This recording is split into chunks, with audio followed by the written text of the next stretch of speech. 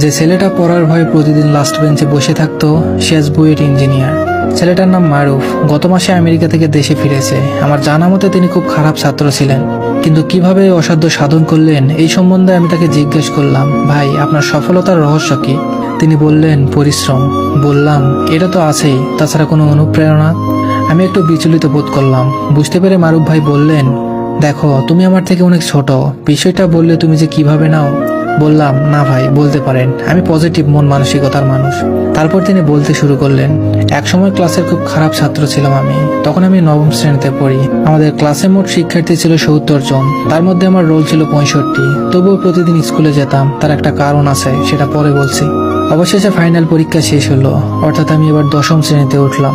Roll number মাশাআল্লাহ সবচেয়ে বেশি, ৭০ হলো।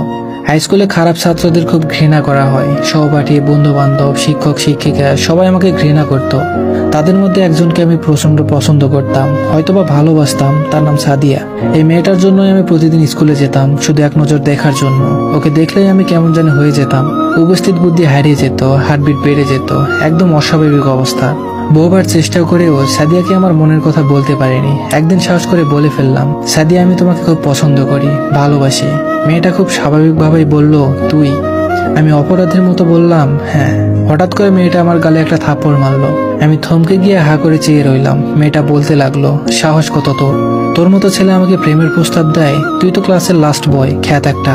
জানিস আমার বাবা আমাকে ইঞ্জিনিয়ার ছেলের সাথে বিয়ে দিবে, তোর মতো লাস্ট বেঞ্চের ছাত্রের সাথে না। ফাজিল কথাকার, আর কখনো আমার সামনে আসবি না। সেদিন যে স্কুল থেকে বেরিয়েছিলাম আর কখনো যাইনি। ময়মনসিংহের ছোট্ট একটা শহর গফুরগাঁও, সেখান থেকে এসএসসি এবং ইন্টারমিডিয়েট কমপ্লিট করলাম। এসএসসিতে গোল্ডেন, এইচএসসিতেও গোল্ডেন, অবশেষে বুয়েট চান্স। এটাই আমার জীবনের সবচেয়ে বড় অনুপ্রেরণা। সেদিন যে মেয়েটা আমার গালে থাপ্পড় মেরেছিল, সেই থাপ্পড়ই আজ আমাকে এত উপরে তুলে দিয়েছে। তার প্রতি আমি চিরকৃতজ্ঞ।